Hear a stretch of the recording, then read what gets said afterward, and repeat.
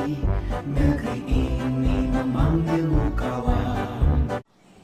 Bismillahirrahmanirrahim. Assalamualaikum warahmatullahi wabarakatuh.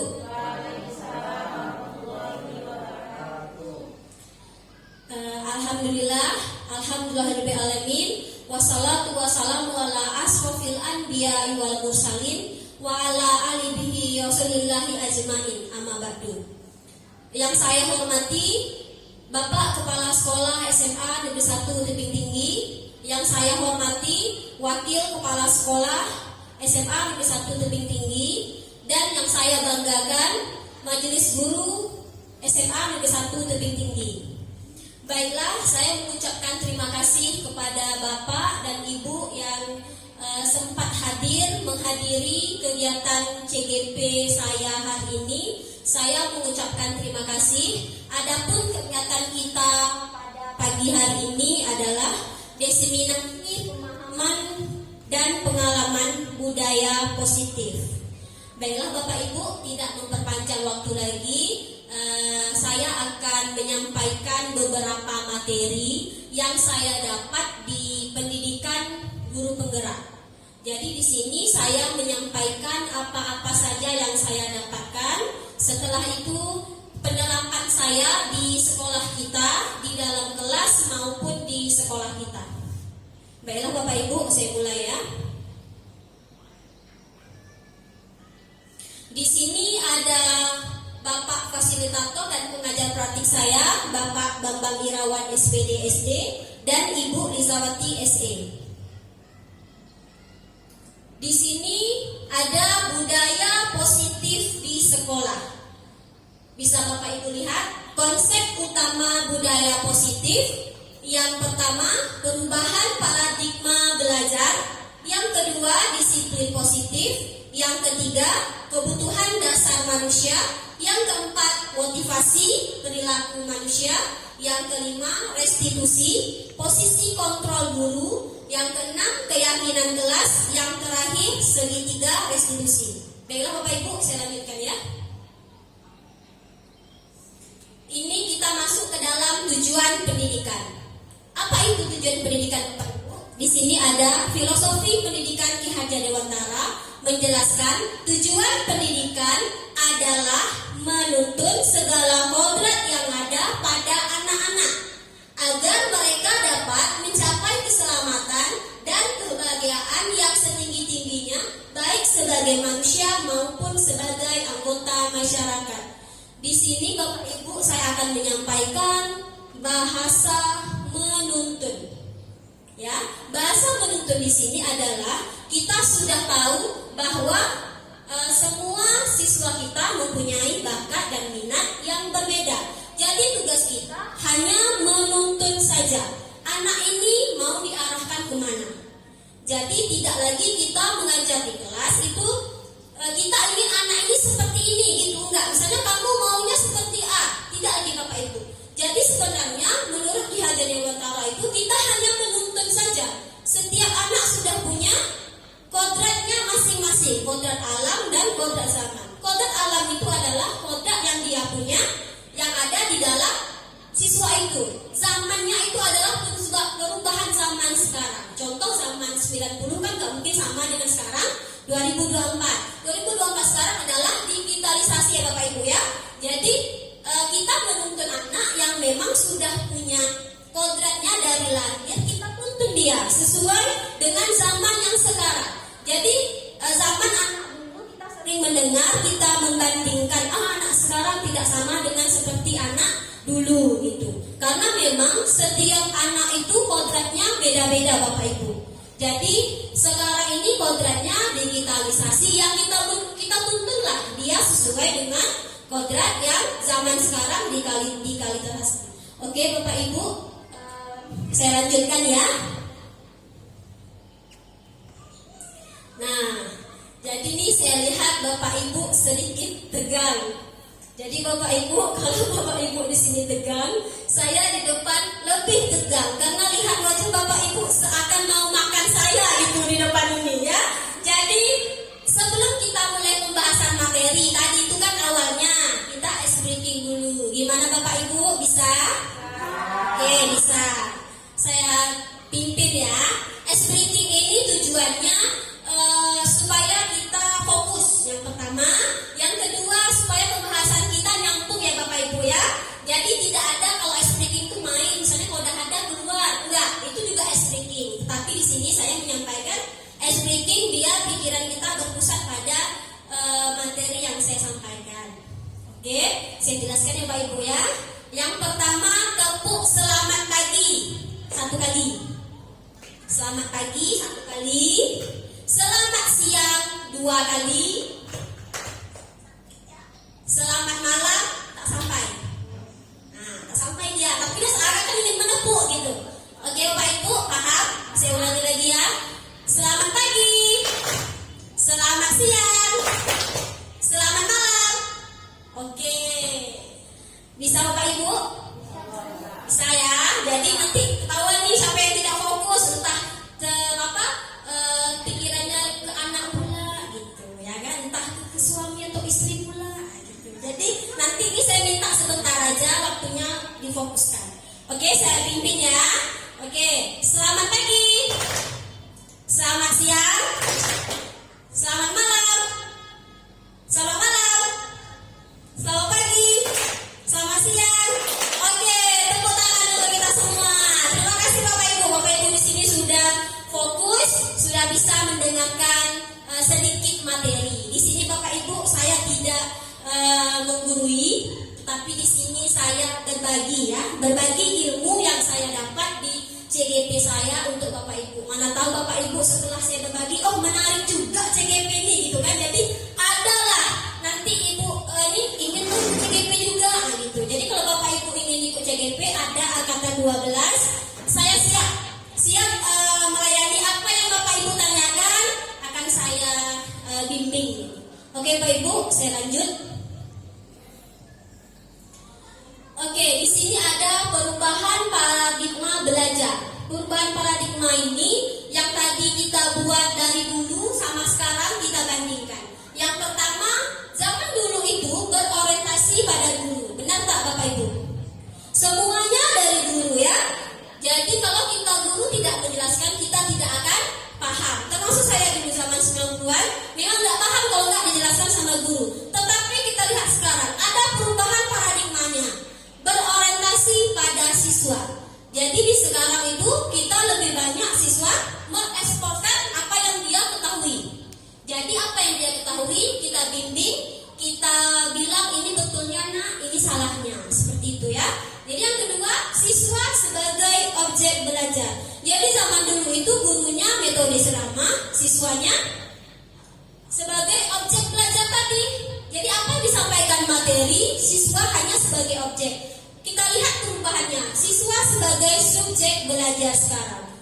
Jadi sekarang kita jadikan anak-anak itu subjek belajar. Misalnya kita bagi dia kelompok ya Bapak Ibu ya. Kita bagi dia kelompok, setelah itu kita kasih dia kesempatan untuk tampil di depan, apa yang dia ketahui dia jabarkan gitu. Kita lihat nomor 3, proses pembelajaran terjadi pada tempat dan waktu tertentu. Sekarang sudah ada perubahan paradigmanya. Proses pembelajaran terjadi di mana saja. Jadi bisa saja kita belajar di luar ya, melihat pemandangan gitu, atau kita sekali bawa anak untuk melihat pabrik apa gitu di sekolah atau di luar sekolah, di lingkungan sekolah lah gitu. Jadi kalau dulu kan proses pembelajaran itu dari waktu aja. Jadi misalnya jam pertama, besok jam pertama lagi di kelas itu aja lagi kan. Jadi sekarang sudah ada perubahan, boleh di mana saja. Yang terakhir, tujuan utama menitik beratkan pada penguasaan materi pelajaran. Ada perubahan juga, tujuan utama pada pembentukan tingkah laku yang lebih luas. Jadi Bapak Ibu, siswa sekarang ini tidak harus dia pintar, tetapi tujuan tingkah lakunya ada perubahan. Jadi kita lihat dia perubahan dari dia, misalnya dia lasak, sekarang kita masuk, kita terapkan sudah tidak lasak gitu. Itu sudah ada adalah penguasaan materi pelajaran juga Bapak Ibu. Jadi jangan hanya melihat siswa itu juga paham, tetapi tidak ada perubahan tingkah laku. Di sini saya pendapat bahwa untuk membangun budaya positif, sekolah dapat menyediakan lingkungan yang positif, aman, dan tentunya nyaman. Hal ini dilakukan agar siswa mampu berpikir, bertindak, dan menciptakan merdeka belajar mandiri dan bertanggung jawab. Ini maksud saya Bapak Ibu. Jadi di sekolah kita perlu tempat yang aman, nyaman, tentunya dilakukan juga yang positif. Jadi sebenarnya positif ini juga kita lakukan setiap hari ya Bapak Ibu ya. Dari awal kita masuk itu sudah dinamakan adalah disiplin. Kenapa dikatakan berbudaya? Budaya itu kan terus menerus dari waktu ke waktu. Jadi kita terapkan dari waktu ke waktu yang bersifat disiplin. Oke Bapak Ibu, saya lanjutkan.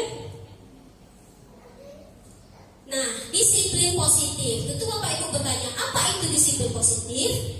Menumbuhkan disiplin yang didorong dalam diri anak tanpa hukuman dan hadiah. Jadi disiplin itu mengajarkan juga ke anak. Kita biasa kalau disiplin itu pasti dia utamanya dengan hukuman ya Bapak Ibu kan. Kalau nggak disiplin dihukum gitu. Jadi sekarang sudah tidak dibenarkan memberi hukuman dan hadiah. Jadi kita arahkan saja dia. Dia maunya kemana? Nanti kita juga ada bagian kesepakatan kelas atau keyakinan kelas atau kesepakatan sekolah dan keyakinan sekolah. Saya lanjut Bapak Ibu. Motivasi perilaku manusia. Dorongan yang datang dari manusia dengan kesadaran untuk melakukan sesuatu yang berkaitan dengan tujuan tertentu. Perilaku manusia dipengaruhi oleh motivasi atau dorongan untuk kepentingan yang memenuhi kebutuhan dari seorang individu. Jadi Bapak Ibu, dorongan itu manusia. Jadi datangnya dari manusia yang berperilaku dipengaruhi oleh motivasi atau dorongan. Jadi kita perlu juga dengar pendapat siswa itu kalau dia buat salah itu gara-gara apa.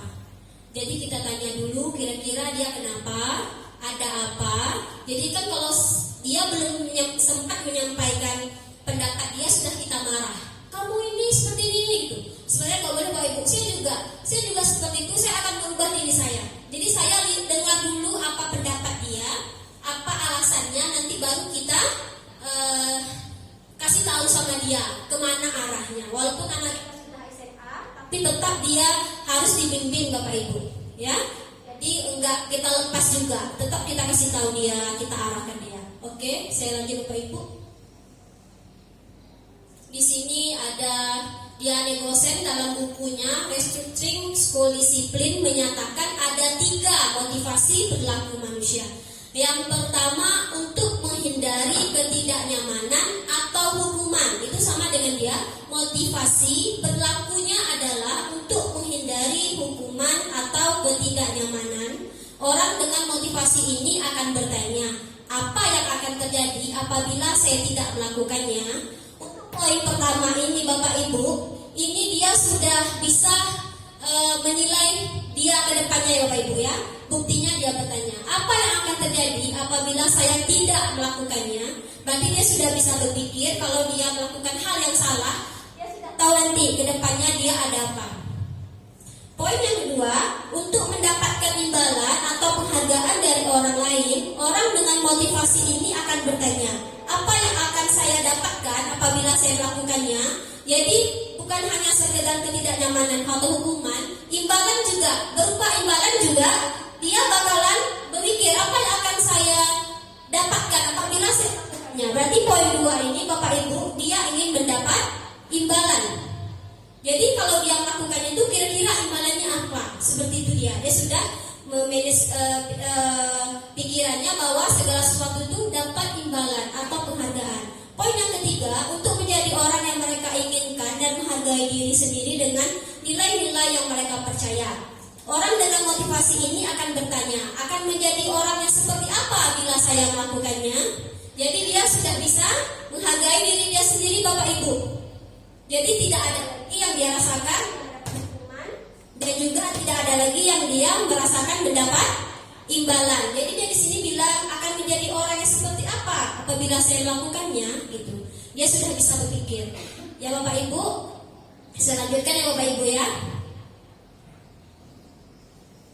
Nah, ini yang saya bilang tadi, keyakinan kelas. Keyakinan kelas ini adalah konsekuensi anak apabila tidak melakukan disiplin tadi.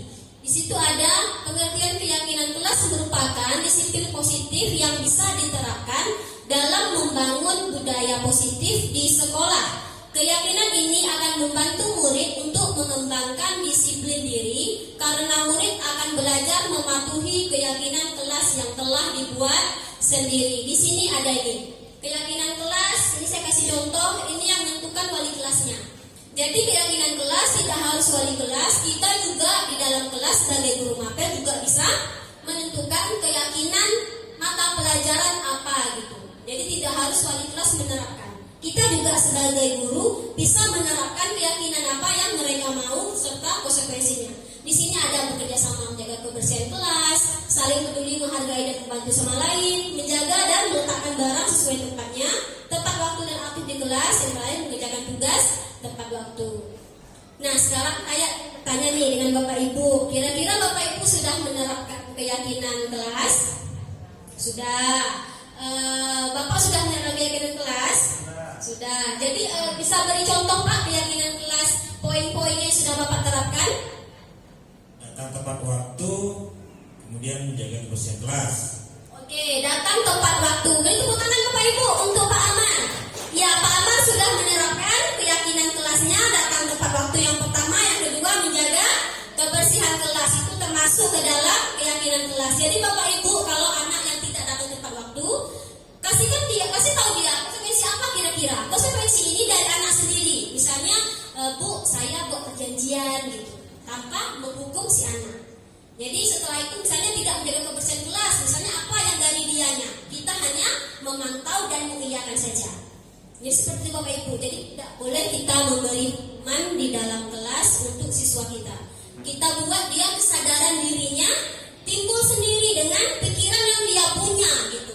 Jadi apa kira-kira dia berpikir? Jadi dia sudah bisa menentukan. Jadi kalau dia tidak mentaati keyakinan kelas, otomatis dia sudah tidak sepakat lagi. Jadi keyakinan kelas ini Bapak bisa Bapak digali dari waktu ke waktu. Misalnya tidak ada yang menyetujui, bisa Bapak ubah.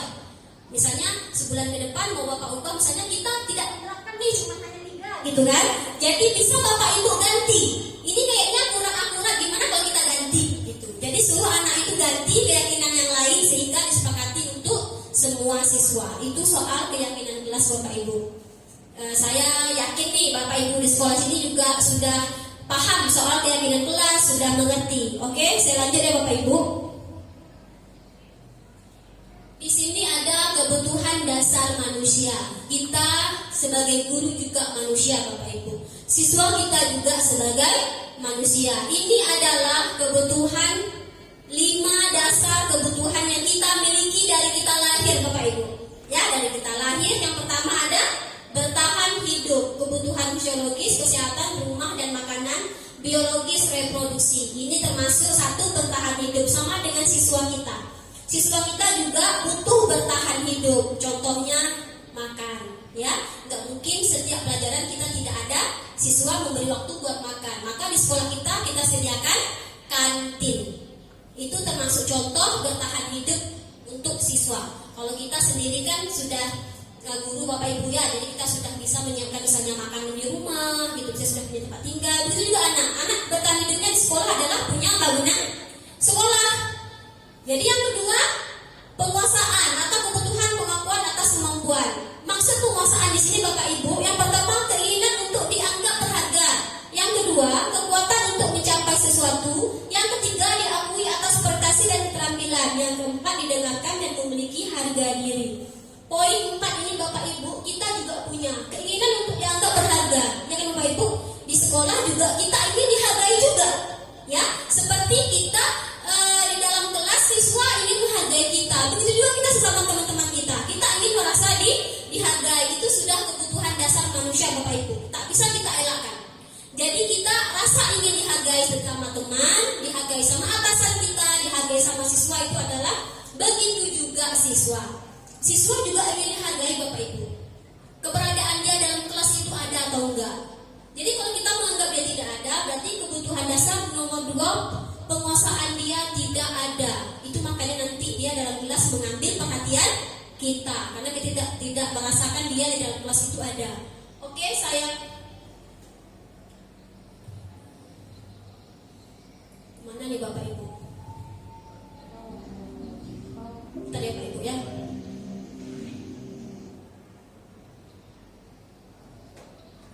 Sampai kebutuhan dasar manusia.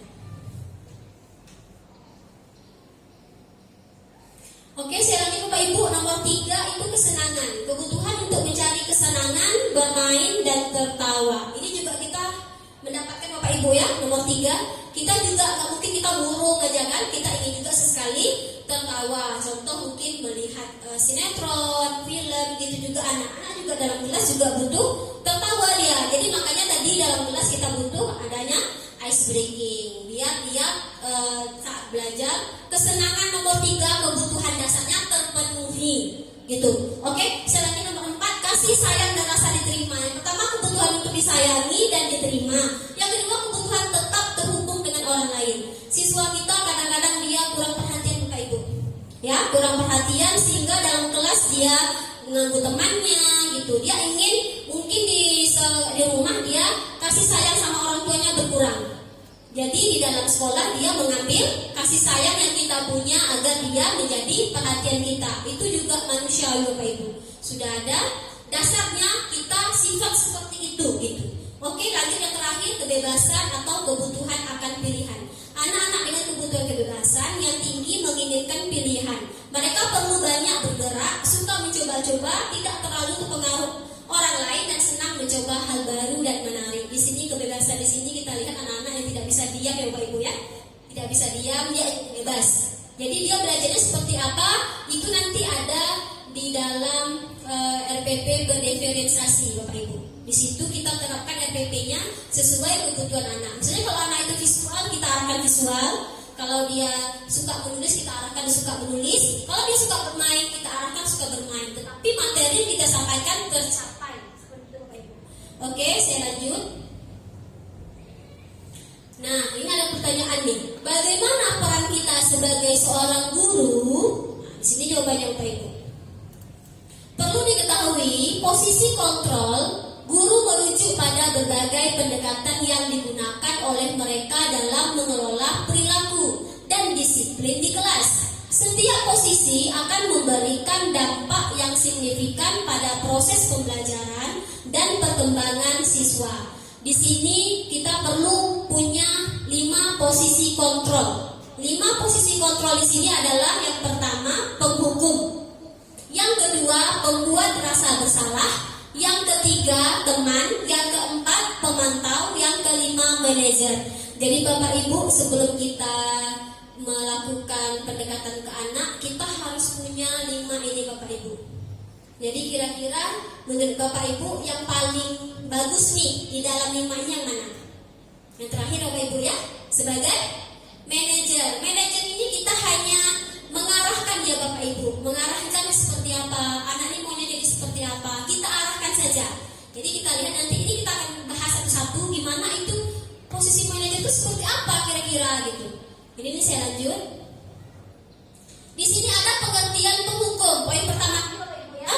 Yang pertama pada posisi penghukum, seorang penghukum bisa menggunakan hukuman fisik maupun verbal. Orang-orang yang menjalankan posisi penghukum senantiasa mengatakan bahwa sekolah memerlukan sistem atau alat yang dapat lebih menekan murid-murid lebih dalam lagi. Contohnya nggak ngerjakan PR, anak kita suruh berlari di lapangan 1 keliling. Ya Bapak Ibu ya, itu pernah kita rasakan waktu kita di zaman sekolah dulu. Setuju Bapak Ibu? Iya, saya juga pernah merasakan, tapi taklah sampai begini Bapak Ibu ya. Tapi entah mungkin disuruh berdiri depan kelas gitu, tak bawa PR atau angkat kaki 1 pula Bapak Ibu ya, menjaga keseimbangan gitu kan, belajar menjaga keseimbangan. Jadi dulu penghukum ini sangat tenar Bapak Ibu, tenar dalam zamannya. Jadi sekarang tidak ada lagi. Jadi penghukum di 2024 tidak ada lagi Bapak Ibu. Jadi saya yakin Bapak Ibu juga kita sudah merasakan dulu, otomatis Bapak Ibu juga tidak mau melakukan hal yang sama kepada siswa juga. Jadi boleh kita ubah Bapak Ibu ya. Saya lanjutkan. Yang kedua itu pada teman Bapak Ibu.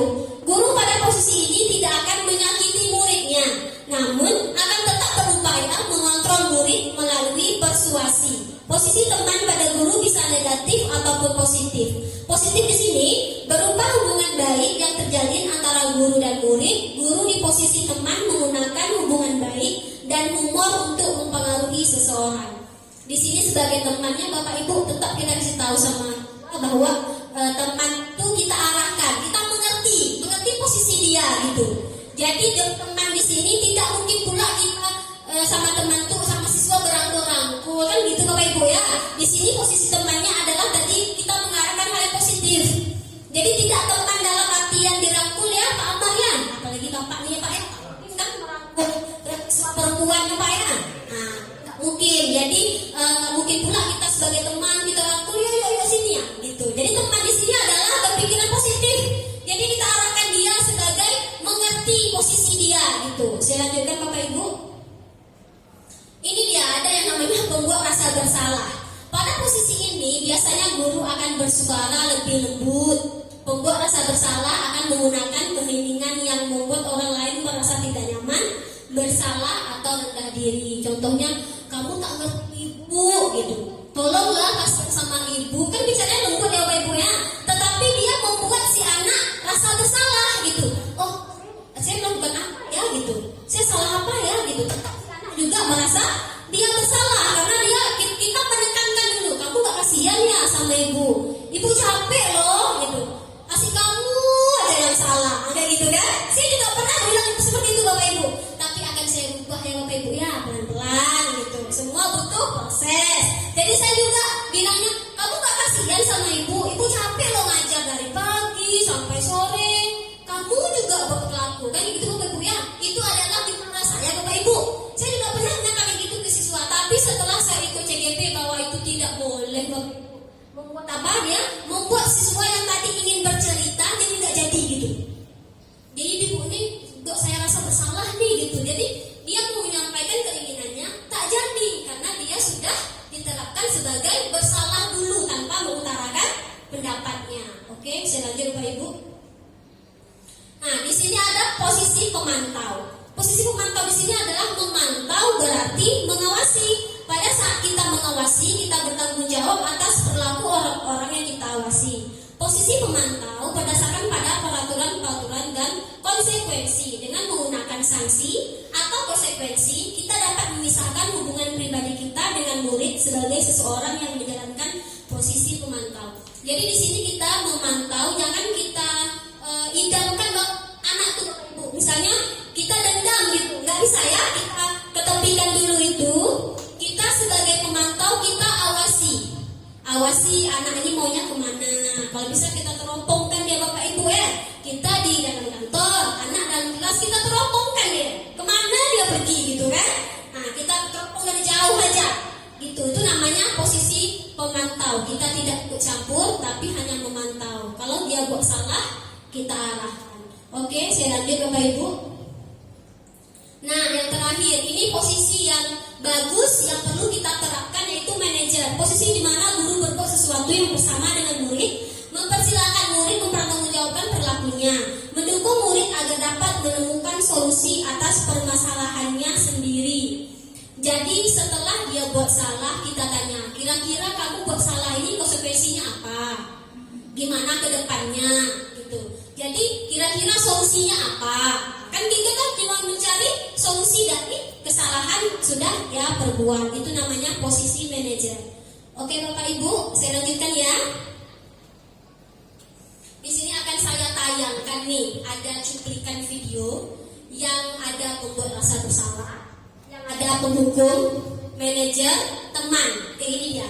Ini hanya cuplikan adegan Bapak Ibu ya, adegan saja. Jadi jangan diputarkan pula gitu. Jadi maksudnya ini kira-kira jangan ibu ungkap pula anak tuh rasa bersalah gitu. Ini hanya cuplikan video yang kita ambil adalah sebagai posisi manajer.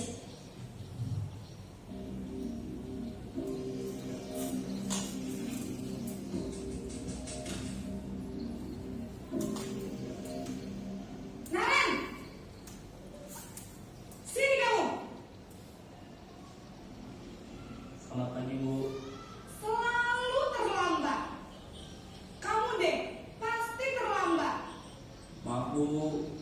Saya Apa? Apa coba? Alasan kamu apa lagi? Kapan sih kamu tidak terlambat? Malas sekali ya kamu jadi anak. saya Dasar pemalas. Gak kapok-kapok sih kamu. Sudah berapa kali terlambat? Sana, kamu keliling lapangan basket 2 kali. kenapa saya harus keliling lapangan basket, Bu? Kenapa? Kamu melawan ibu. Berani-beraninya jawab.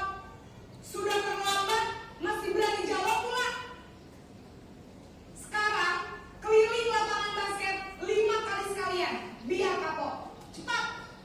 Pergi sana ke lapangan basket. Oke Bapak Ibu, sudah lihat Bapak Ibu? Sudah, kira-kira posisi guru di sini nih Bapak Ibu apa ini? Iya, karena disuruh mengelilingi lapangan 5 kali ya, lapangan basket ya, tanpa dia mendengar apa alasan si anak terlambat gitu. Jadi belum apa-apa dibilang sudah, karena kamu keliling lapangan, kayak gitu kan? Itu zaman dulu Bapak Ibu. Jadi sekarang kita janganlah terapkan itu ya Bapak Ibu. Kita tanya, tak terlambat nak? Kamu jam berapa bangun tadi pagi? Jam berapa kamu tidur tadi malam? Oke, kita tanyakan kira-kira, Bu saya salah Bu, keluarga saya gini ya. Berarti kan terbuka ya kan? Tapi sehingga terbukalah dia, saya ada masalah Bu sama orang tua saya, atau orang tua saya ada masalah Bu, saya tidak bisa tidur kayak gitu. Jadi ini tadi si penghukum Bapak Ibu. Kalau bisa janganlah kita seperti ini Bapak Ibu ya. Saya lanjutkan.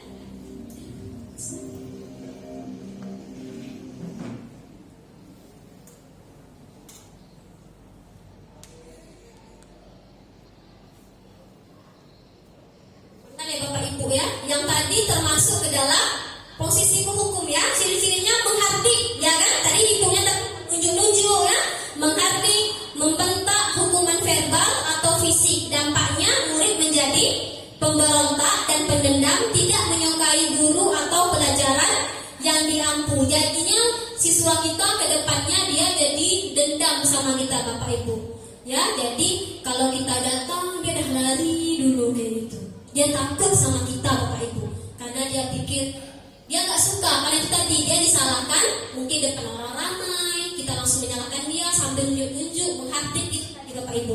Jadi saya lanjut Bapak Ibu ya. Ini ada lagi nih Bapak Ibu.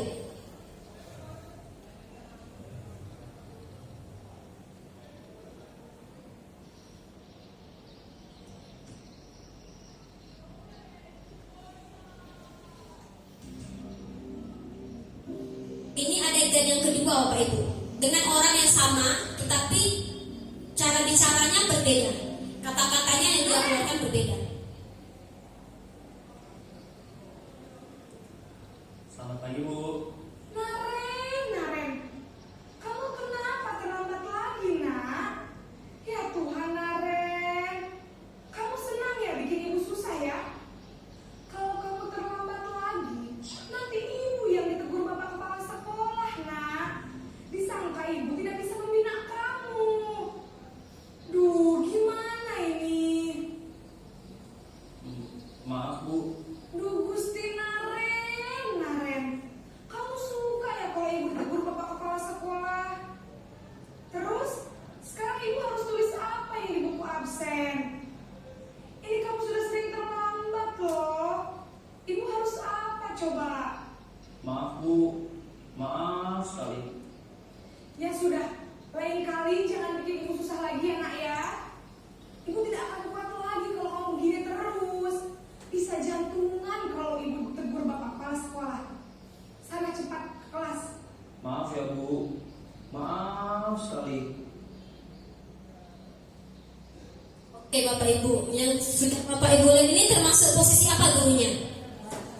Iya, pembuat rasa bersalah. Dia terus-terusan bilang kan, nanti ibu jantungan lah katanya. Siswa 1 terlambat jantungan Bapak Ibu. Bagaimana kalau siswa 10 keluar jantungnya dari pencernaannya di Bapak Ibu ya? Jangan Bapak Ibu. Jadi jangan sampai kita anak tuh membuat kita jantungan ya Bapak Ibu ya. Benar tidak rasa bersalah dia bilang?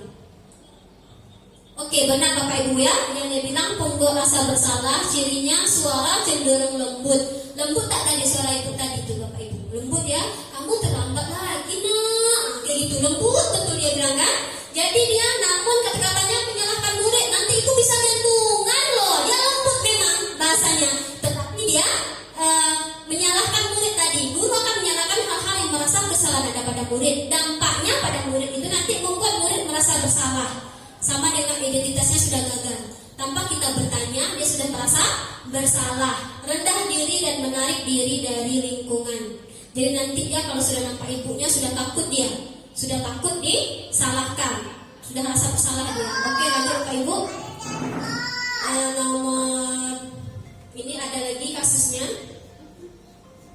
Oke, bersama yang tadi. Lanjut yang ini Bapak Ibu ya.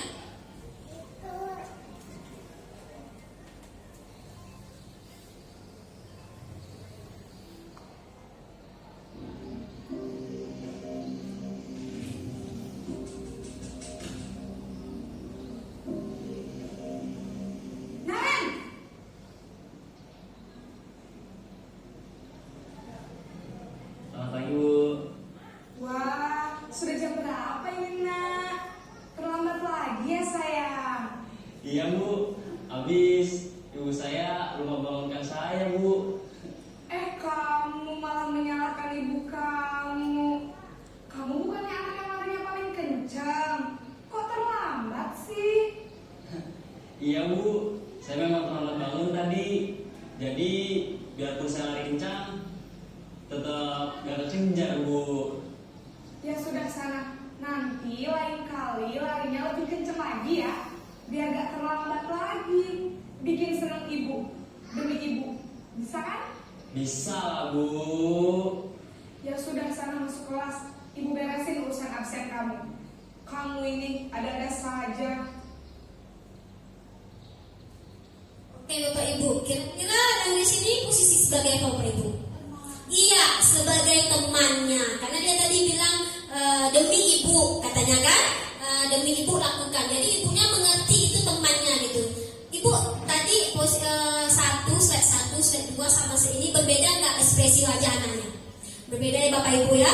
Yang pertama dia ketakutan sekali, yang kedua dia cemas, rasa bersalah dia cemas, yang terakhir dia sumringah ya Bapak Ibu ya. Dia merasa dimengerti oleh temannya. Kita lihat Bapak Ibu, benar atau tidak? Posisi teman. Ya oke, tadi posisi teman, ciri-cirinya suara guru ramah sampai dipanggil sayang Bapak Ibu ya. Saking ramahnya guru terhadap siswa itu tadi gitu. Cenderung bersenda gurau untuk menghangatkan suasana. Bukannya kamu tadi siswa yang paling larinya kencang katanya kan? Dikasihlah dia senda gurau yang menghangatkan dia gitu. Dampaknya murid akan bergantung pada satu orang. Faktor ketergantungan, murid tidak mandiri dan tidak bisa berpikir untuk diri sendiri. Di sini Bapak Ibu kita mengerti akan aja gitu, ya, sehingga dia tidak mengerti kalau dia sudah buat salah gitu. Jadi kita sebagai teman juga posisi tidak bagus Bapak Ibu. Ada kalanya saat menjadi teman yang ingin mengerti dia, mungkin dia bicara tentang masalahnya, tidak sebagai dia yang terlambat. Kalau dia terlambat, posisi teman nanti dia akan terlambat terus Bapak Ibu, karena dia ada merasa teman yang didukungnya gitu. Ya Bapak Ibu ya, saya lanjutkan. Video berikutnya Pak Ibu.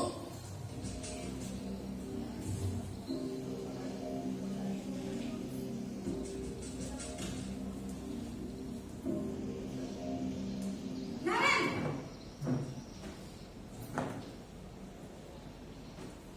Selamat pagi Bu. Naren, apa peraturan sekolah kita tentang jam berapa kita harus masuk sekolah nak? Kita harus di sekolah jam 7 Bu. Iya betul, sekarang sudah jam 7.20. Naren sudah tahu konsekuensinya jika terlambat hadir. Paham Bu, saya harus tinggal kelas pas jam istirahat selama 20 menit. Ya benar, konsekuensinya demikian. Jadi nanti jam 9.30 pas istirahat, kamu harus tinggal di kelas, kerjakan tugas tambahan untuk ketertinggalan kamu, ya. Baik Bu. Oke Bapak Ibu, kasus yang di sini sebagai apa ya Bapak Ibu? Kira-kira sebagai apa? Manajer? Betul Bapak Ibu? Coba kita lihat Bapak Ibu ya. Dia posisinya tadi sebagai apa dia? Manajer enggak? Pemantau ya. Dia hanya memantau, dia lihat peraturan sekolahnya apa, dia jabarkan. Berarti dia tidak sebagai manajer karena dia tidak ada solusi. Ya, dia hanya menanyakan jam berapa sekolah tentang peraturan. Itu apa kira-kira hukumannya kalau dia melanggarkan. Ya Bapak Ibu ya, di sini dia. Suara guru data tadi kan dia nggak menanya kenapa kamu terlambat. Tapi dia langsung bilang peraturan sekolah kita jam berapa masuk katanya gitu kan. Itu dia tadi. Suara guru data tidak emosional, tidak bersenda gurau ataupun menggunakan suara tinggi. Tercipta identitas diri positif atau berhasil tergantung gurunya. Oke, dampaknya murid akan menghitung konsekuensi dan hadiah tanpa memahami nilai kebajikan yang dituju. Murid tidak sepenuhnya mandiri. Jadi kalau dia kesalahan, dia langsung melakukan yang tadi dia bilang, dia buat salah, dia lakukan peraturan itu gitu, peraturan yang tidak dia sepakati, tapi sudah menjadi aturan dia. Oke Pak Ibu, ini slide yang terakhir.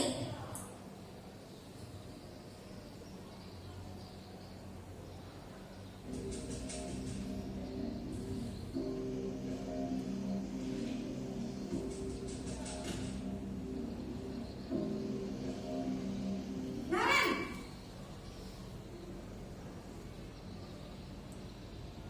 Selamat pagi Bu. selamat pagi Naren. Maaf Bu, saya terlambat. Iya, sekolah masuknya jam 7, sekarang sudah jam 7.20. Jadi sekarang bagaimana ini Naren? Maaf Bu, saya lupa setel alarm saya semalam. Baiklah, menurut kamu, keyakinan sekolah yang mana yang perlu kamu tingkatkan? Menghargai diri sendiri dan orang lain mungkin ya Bu.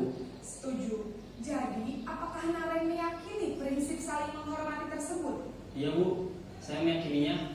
Apakah Naren bersedia memperbaiki masalah keterlambatan ini? Bersedia Bu. Bagaimana kamu akan memperbaiki masalah keterlambatan ini? Saya akan coba untuk tidak lupa menyetel alarm saya Bu. Baik, kalau Naren lupa menyetel alarm di rumah, ada orang yang kira-kira bisa bantu mengingatkan tidak? Ada Bu, kakak saya, Kak Emma. Ada lagi selain Kak Emma? Selain Kak Emma, ada ibu saya. Baik, jadi yang mengingatkan Naren adalah Kak Emma dan ibu kamu ya? Kira-kira akan mulai setel alarm kapan nih Naren? Setelah pulang sekolah, akan segera saya lakukan. Baik, jadi Naren akan setel alarm untuk bangun besok pagi dan akan diingatkan oleh kakak dan ibu dan Naren ya.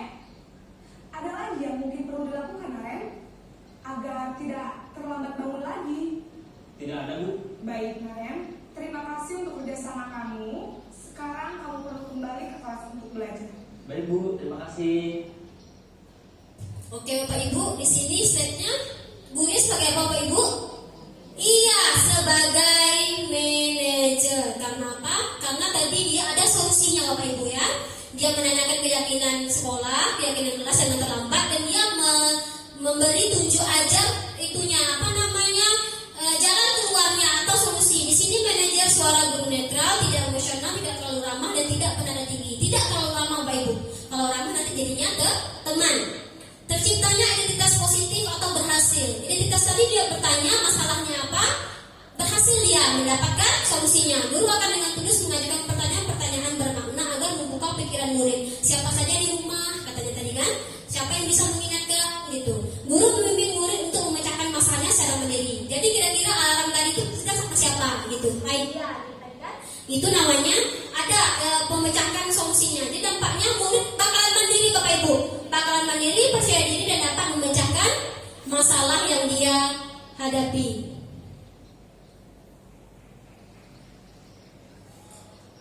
Jadi Bapak Ibu, sebelum kita melakukan 5 posisi kontrol tadi itu, kita harus menerapkan segitiga restitusi. Apa itu segitiga restitusi? Suatu proses dialog yang dijalankan oleh guru atau orang tua agar dapat menghasilkan murid yang mandiri dan bertanggung jawab. Jadi ada alatnya Bapak Ibu. Jadi misalnya kalau kita mau memotong sayur kan alatnya pisau ya Bapak Ibu ya, kayak gini juga.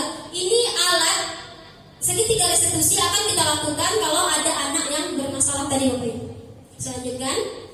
Di sini ada yang pertama, di sini ada validasi tindakan. Pertama kita menstabilkan identitasnya. validasi tindakan, setelah itu menanyakan keyakinannya. Jadi dia berbentuk segitiga yang akan alatnya kita proses. Yang pertama, menstabilkan identitas. Dilakukan berdasarkan prinsip membuat kesalahan adalah bagian dari proses pembelajaran. Jadi kita berbuat salah adalah proses pembelajaran juga Bapak Ibu. Jadi pembelajarannya seperti apa nanti kita lihat dulu. Validasi tindakan yang salah dilakukan berdasarkan prinsip setiap perilaku berupaya memenuhi suatu kebutuhan tertentu. Yang terakhir menanyakan di sini, menanyakan keyakinannya Bapak Ibu ya. Menanyakan keyakinan di sini murid akan diberi pertanyaan-pertanyaan untuk memunculkan motivasi secara intrinsik sehingga mampu mengaitkan keyakinannya dengan tindakan yang salah. Ini adalah prosedurnya Bapak Ibu, segitiga gini ya. Prosedurnya yang maksudnya itu jalan lah, jalannya berbentuk segitiga. Ini poin-poinnya yang akan kita terapkan kalau ada anak yang misalnya terlambat, buat salah gitu. Saya lanjut Bapak Ibu. Ini ada kasus saya juga mengajar dalam kelas. Ada si Alivia, salah satu murid saya tertidur saat proses belajar di kelas sedang berlangsung. Jadi dalam kelas dia tertidur Bapak Ibu. Jadi jangan langsung dimarah, dia, tapi kita panggilkan dia. Kita panggilkan dia Bapak Ibu, kita tanyakan kira-kira apa yang membuat dia mengantuk dalam kelas dari Bapak Ibu.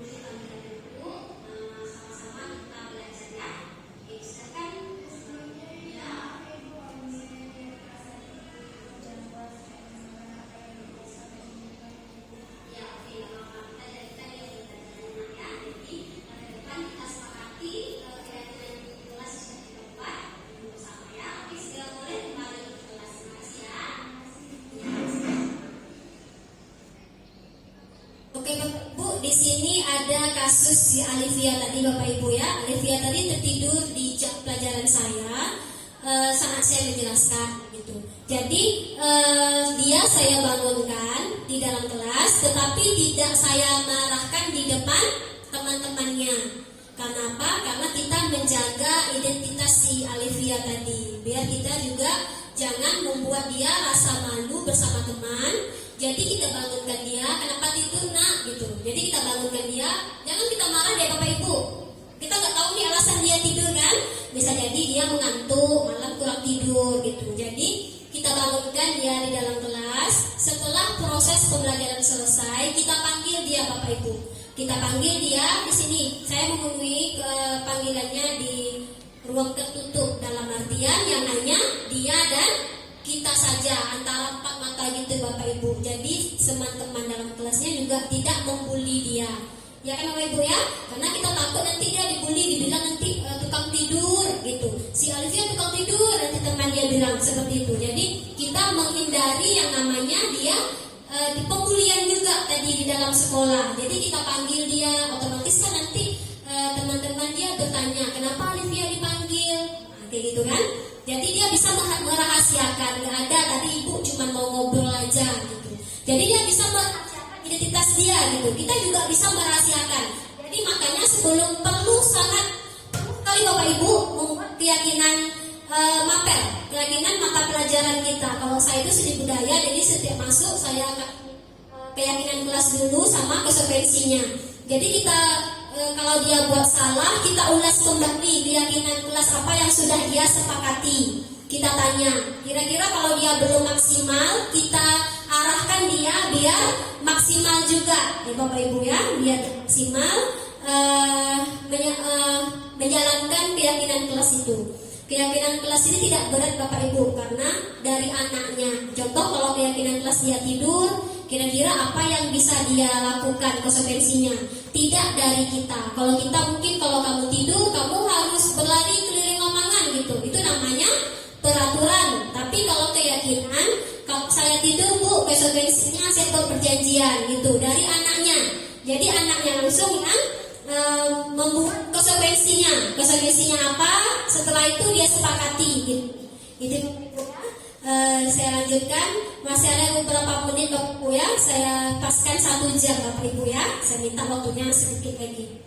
Oke, di sini saya lanjutkan Bapak Ibu.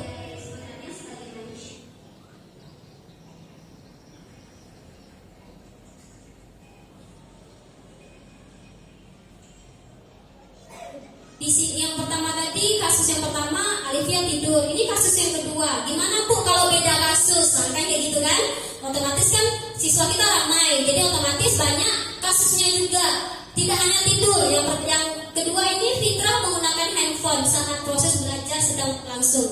Jadi peraturan sekolah kita tidak boleh membawa handphone. Jadi anak itu curi-curi Bapak Ibu, curi-curi membawa handphone di dalam kelasnya gitu. Jadi kira-kira gimana juga nih Bu caranya?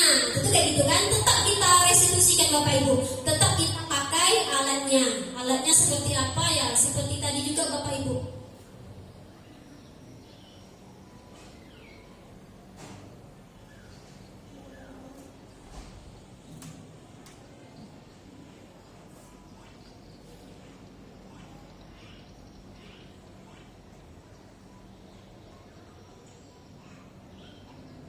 Mau jalan dari Bapak Ibu, pasal 5 ini.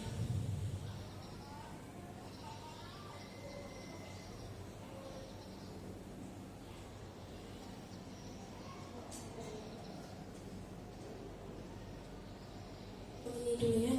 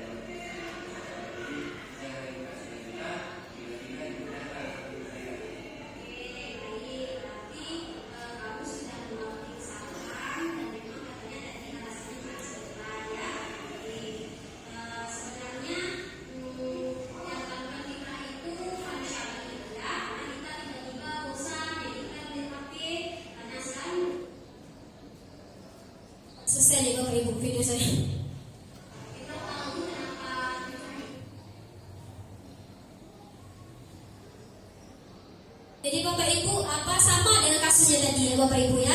Saya manggil dia, saya tanyakan kira-kira yang Fitra lakukan itu benar atau salah. Tentu nanti si anak dengan sadarnya dia bilang bahwa yang dilakukan adalah salah. Jadi saya tanya lagi, alasannya apa setelah dia pengakuan dia salah tadi? Dia menjawab, bosan Bu. Ya kan, 1 jam belajar bosan Bu, gitu katanya. Jadi yang dia lakukan itu tetap kita arahkan Bapak Ibu. Tapi memang yang namanya bosan manusiawi. Saya bilang tadi kan, kita juga pernah merasakan yang namanya bosan juga Bapak Ibu. Kita mungkin dalam mengajar, dalam kelas bosan kan, itu manusiawi Bapak Ibu. Hal yang Ibu rasakan juga adalah kebutuhan dasar manusia. Jadi tidak bisa kita elakkan. Jadi gimana caranya ya kita mengelakkan dengan kegiatan, dengan aktivitas. Tadi saya arah Fitra juga menyampaikan bahwa memang dalam kelas itu juga butuh bosan, tetapi tetap ada tempatnya gitu. Jadi saya tadi tanyakan sama Fitra, keyakinan kelas kamu apa? Tidak boleh main handphone Bu, katanya kayak gitu. Jadi saya jelaskan lagi, kira-kira keyakinan kelasnya sudah dilaksanakan sepenuhnya atau belum? Dia menjawab hanya sebagian Bu, mungkin yang tadi datang tepat waktu. Karena keyakinan kelas kita banyak Bapak Ibu ya, ada 5 atau 6 poin.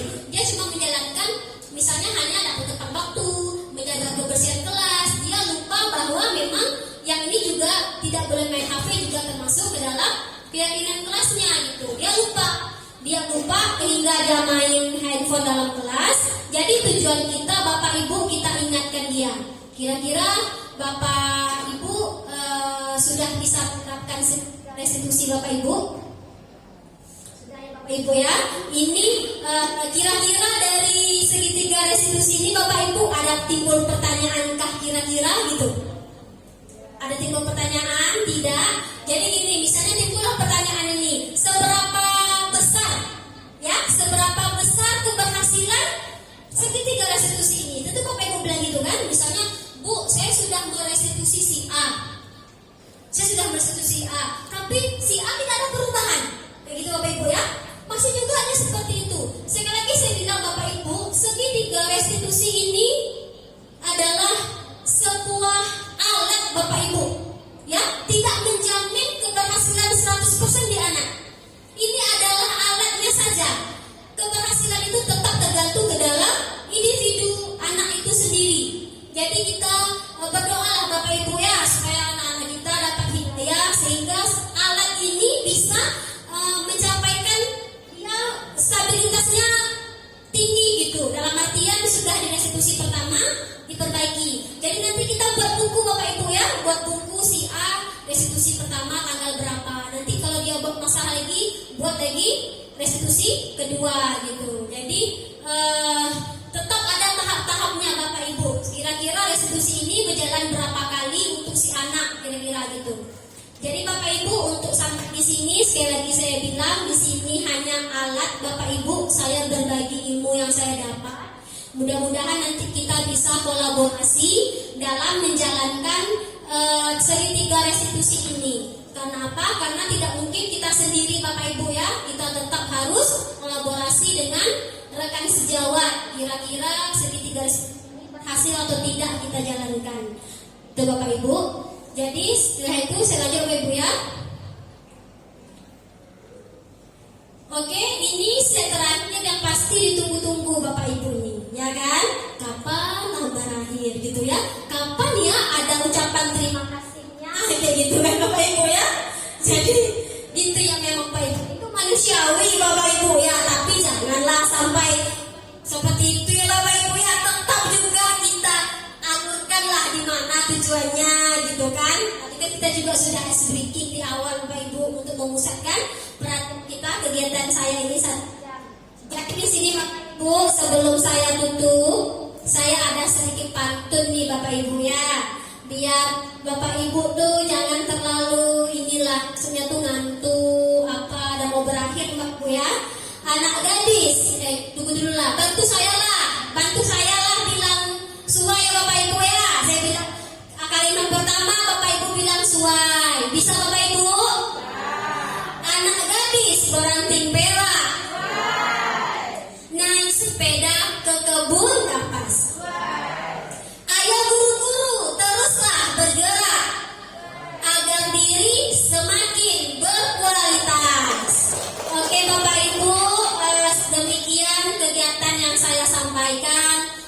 lebih dan kurang saya mohon maaf. Sekali lagi di sini saya tidak menggurui Bapak Ibu, hanya berbagi ilmu yang saya dapatkan. Mudah-mudahan ke depan kita bisa berkolaborasi demi sekolah, demi anak-anak kita. Wabillahi taufiq wal hidayah. Terima kasih saya ucapkan. Assalamualaikum warahmatullahi wabarakatuh.